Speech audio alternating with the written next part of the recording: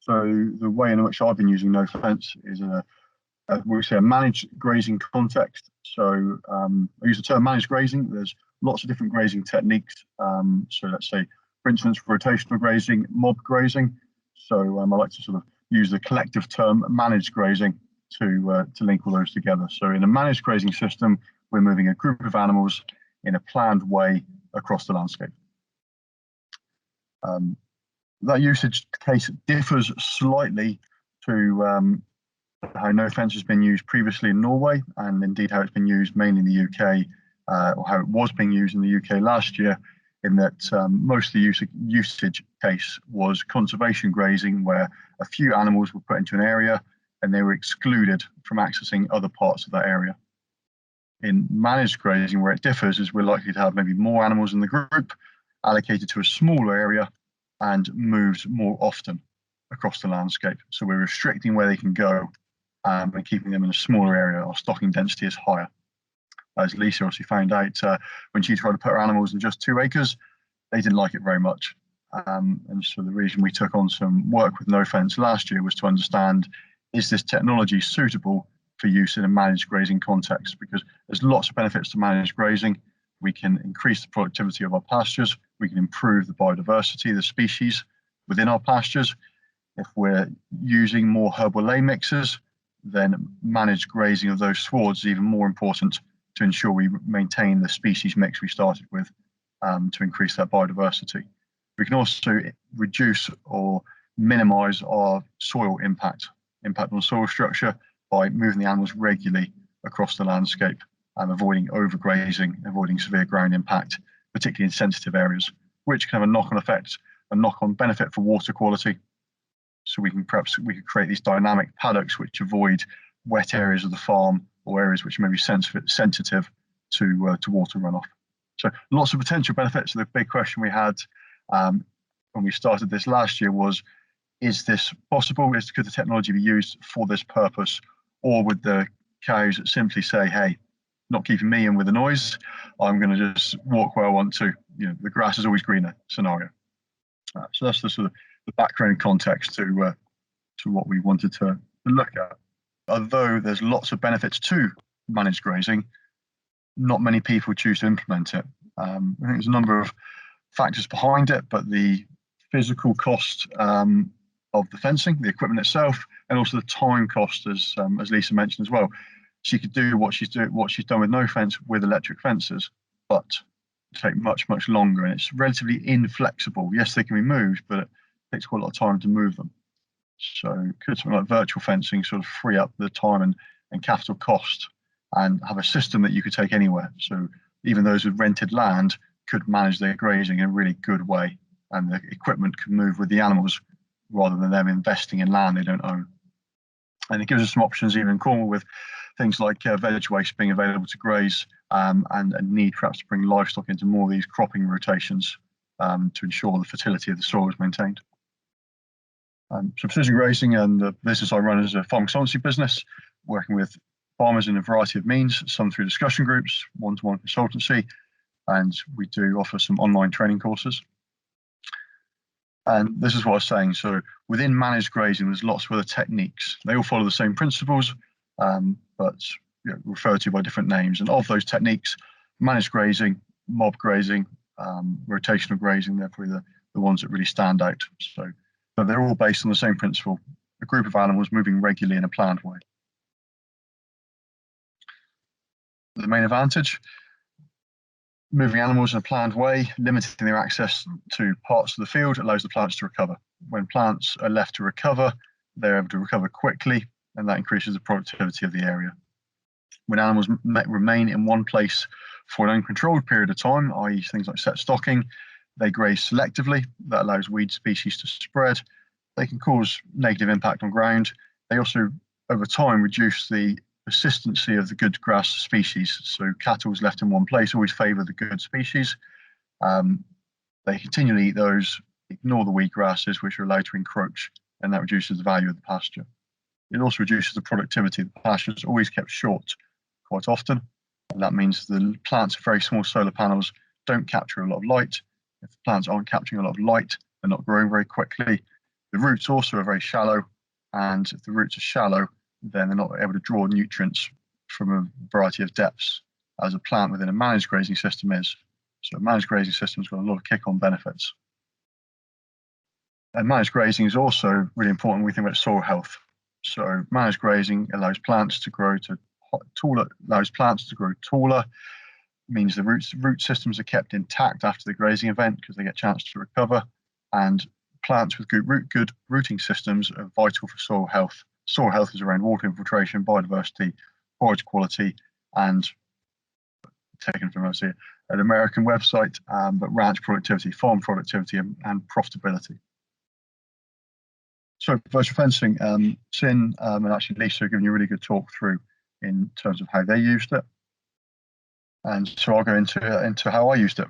So what we had was a group of yearling heifers, so a mixture of dairy breeds, and we started this in early September, and these heifers were due to go to the bull in November. So we had a window there of 2 or 3 months in which to do the project. We split that group in half, and we had roughly 30 in each group. Half of the heifers were fitted with a Nofence collar, and the other half were raised as they had been previously on a rotational grazing system using temporary electric fencing. So we had a control group, if you like, which was the temporary electric, and we had a trial group, which was the Nofence collar group. So this is the setup, or a typical setup for the control group. So the control group would be where that burgundy colour is, contained between 2 electric fences, drinking from a mobile trough, and they were moved every 1 to 2 days, depending on the weather and the pasture availability in the field. So we are, so they are in that paddock you saw on the map. And in this rotational grazing system, we were following the 3-leaf rule. The pastures we were grazing were mainly ryegrass pastures. And as rotational grazing is the most common form of managed grazing in the UK, it's the method or technique we chose to follow for the purpose of the project. So we were going in at 3-leaf stage with the ryegrass plant, and we were coming out when it had been grazed to a residual height. So we were coming out when it had been grazed to a height of around 4 to 5 centimetres. And now this map's showing the setup for our Nofence trial group. So you see when we started to train the heifers, they were already trained with electric fencing. We fitted the collars, as Lisa suggested, we actually did this in the field. We also got a pretty interesting reaction from the heifers when they were first fitted with the collar. What we worked on during the project was ways to reduce the effect. And we found actually that if we just fit the chain to the animals, so rather than fitting the physical collar itself, which to say that using the bell analogy is quite a good one, so it's reasonably heavy, we find if we fitted just the chain first, and I suspect this will work with just a fabric strap. The heifers got used to that very, very quickly. When we then fitted the collar itself, there was either no to very little reaction. So we think we can definitely improve the training process. And certainly the hardest part of the process was getting them used to wearing a collar. So breaking those steps into 2 parts was much more effective. So once used to wearing the collar, the next day we activated the system. They were allocated to this red box that you see on the screen. And then just outside the red box was either a hedge or a temporary electric fence. And the setup was that they could get a sound and a shock in 2 places, both on the east side of the system. Whereas if they got a shock there, they would have been standing very close to the temporary electric fence. And on the south side of the system, where if they had a shock, it meant they'd walked a reasonable distance to try and graze the grass that lay between the virtual boundary and the physical one. The physical boundary meant they wouldn't escape fully.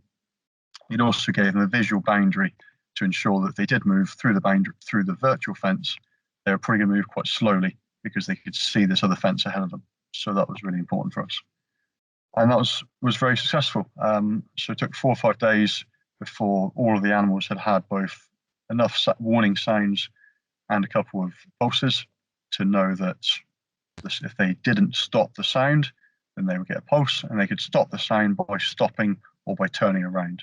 And it was amazing to see how quickly the animals learned this. So after, say, 4 or 5 days in that setup, we then started to move the physical fences and give the animals more space. And then we started to move the virtual fence as well. So you see, within a couple of weeks, we arrived at this position where we have a fence, temporary electric fence through the middle of the field. We have a virtual pasture in which the animals have a virtual front fence and a virtual back fence. So we have 2 virtual fences and then a hedge and a physical fence in the middle of the field. So the fence in the middle of the field meant that we could graze down one side and we could graze back the other. And so that's the setup we used for the first month. And again, we moved these animals every 2 days, which replicated what we did in the control group. So here's a picture of the animals in their virtual pasture. So after the first month, we actually took the physical fence that sat through the middle of the field away. So then the heifers were using 3 virtual fences, and that's the time in which the photo was taken. So they've got a virtual fence on 3 sides, hedge on the other side. So grouped from a different angle. So very surreal to drive into a field and to see animals contained and grazing. And you can see from the picture, we were able to graze to our target residual. And we were able to do this whilst not having any animals escape. So the collars certainly achieved what we wanted them to do, or achieve what we asked of them, which was to maintain the animals in a suitable size area. So in our case, it was either a 1 or 2 day pasture, where the stocking density was around 40 to 90 head per hectare, to contain them in the area until they grazed the pasture to a suitable residual. And again, because we were in this rotational grazing system, we were grazing down to the 1,500 kilo residual, so 3-4 centimeters, or sometimes 4 to 5 centimeters, depending on weather conditions. To graze that tight, the animals are relatively hungry when it's time to be shifted. So it was a really good test of the virtual fencing system. Would the animals escape when they got really hungry? And no, they didn't. They obeyed the sounds. And the interesting thing was, what we found was that not that heifers ever learnt to sort of challenge the system, but some heifers, just based on their individual character, chose to graze around the edges of the pasture, and they would incur a lot more sounds and occasionally more pulses. It wasn't that they didn't understand how to use the system. They understood the system perfectly well. It's just that's what they chose to do. Another difference was, and there's only a slight difference, in a fence system with a physical fence, you have a very clean line of grazing where they graze under the fence, and that's actually the heifer you see in the picture is doing there. In the Nofence system with a virtual fence, the line of grazing is slightly blurred. It's slightly blurred because the blue is where they get the sound, and then due to the sound sequence that plays before they get a pulse, there's an opportunity of 4 to 5 seconds where some of the braver heifers would choose to grab a couple of extra mouthfuls of grass before retreating back to to their pasture. So you get this line that there's a grazing edge that's a meter or so, a couple of meters wide. So when we moved our virtual pasture, we would extend it, we'd make it bigger, and then we contract it once the animals moved. And they learned to move very, very quickly. So you can see in the screenshots here taken from the mobile app, that on the left-hand side, we've got a group of animals that have just realized that the pasture's been extended, been made bigger, and they've moved across into the new area. And then using sound alone, we can see within 10 minutes, they've learnt where the new fence has been moved to, and they've spread themselves evenly along the area and started grazing again. So it's really impressive how quickly the animals learnt to navigate using sounds alone. So within 10 minutes, they've explored and they've started to graze this new area. And actually, this was a stage of the project where we were starting to move every 12 hours. So they were learning and relearning new boundaries very, very quickly. The reason we were moving every 12 hours because it was very wet. We wanted to reduce our ground impact. We probably wouldn't have done that if we had physical fences, because of the time taken to drive to the block and move the fence every 12 hours. Another opportunity we had in October, as we had some pretty miserable weather, was to use the virtual fencing to put the animals to a place of shelter for the evening and then move them back. So this sequence starts in the top left-hand corner. Animals were in a pasture grazing for a day, really horrible weather overnight. So just after nightfall, their virtual pasture was extended. There was no one in the field. The animals moved themselves to shelter. In the morning, the pasture was extended again, and they took themselves through to a new paddock. So if you follow those pictures in a clockwise fashion, you see the animals leaving their pasture, moving to a hedge, and then in the morning, moving themselves back into a new pasture. So it's quite interesting how that sort of ability to shift animals without leaving your sofa. On the same evening, the control group that were in a fixed paddock using the electric fencing, well, they didn't get shifted in the evening, and by the morning, this is what they'd done to the corner of their paddock. So Obviously, that could have been avoided if I'd gone out at 8 or 9 o'clock that evening and shifted them. But for practical purposes, and some of this is you don't know how wet it's going to be overnight to know what ground impact you're going to have. There was enough grass in that paddock to last into the morning, but it was simply the amount of rain they had in that short time period that caused was the reason for the final damage. So virtual fencing, a flexibility to quickly adapt when you see where the conditions worsening was really useful. So just a summary then, our observations were we achieved the target pasture utilisation without escaping. So we were able to keep the animals in one place, graze to the target residual, which put the animals under reasonable amount of pressure in terms of being hungry and looking at the grass outside of the virtual fence, but they didn't escape. They could navigate without using the sounds, really useful. They achieved the target weight gain. So the weight gain of the virtual fencing group was bang on target. The individual animal character, though, has the greatest effect. And that was really interesting and something we perhaps didn't expect to see such variance. Some animals may get 500 sounds a day and a couple of pulses, and others 50 sounds a day. And it's not due to their ability to learn, it's just due to their character and where they choose to graze in the virtual pasture. So that's it for me. And welcome any questions if Phil, if you'd like perhaps to direct them. Thank you, James. Anybody got any questions for James, please? What you've got there is animals. They've got no animals close by, so there's no sort of pressure for them to drift across to, or if there's a bull in the field or something like that. Would you, either yourself or Suni, answer the question? What would happen if that sort of, you've got two groups of animals in the same field and you were using that kind of system? Do you think that pressure because there isn't a physical barrier, there would be some movement between each other, or an inability to control them? Yeah, no, great question, Edward. The only time we had animals escape was when we moved a group down a lane past the gateway to our trial group, and then I think point Cindy alluded to is the virtual fence won't stop animal instinct. So if the animals heard their mates shouting, so they went to go and see them, and in that instance forgot they were wearing a collar, and when they ran over, the time they reached the virtual boundary, they crossed the virtual boundary so quick that some of them got 1 or 2 pulses before they started to turn back. So in a farming context, in a whole farm context, then you would want to set this up on a block which didn't have any other groups, certainly didn't have any groups that would be in the same field, in order to make sure that they weren't attracted to run over to different gateways or to move themselves around. Interestingly, though, and Sunny perhaps can answer if this has been tried yet or been tried before, there was a research project, I think, in Denmark, where they had high and low yielders using virtual fencing, and they were grazing adjacent pastures. So the high yielders grazed it first, and the low yielders followed in the next 12-hour break to graze. So there is some evidence to say that it has been successful for the same group in the same field. Obviously, would never put a bull or anything else that was a bit more interesting in that situation. I don't know if Sin's got any comments on that, but research I found over Christmas I thought was quite interesting in case there was any potential.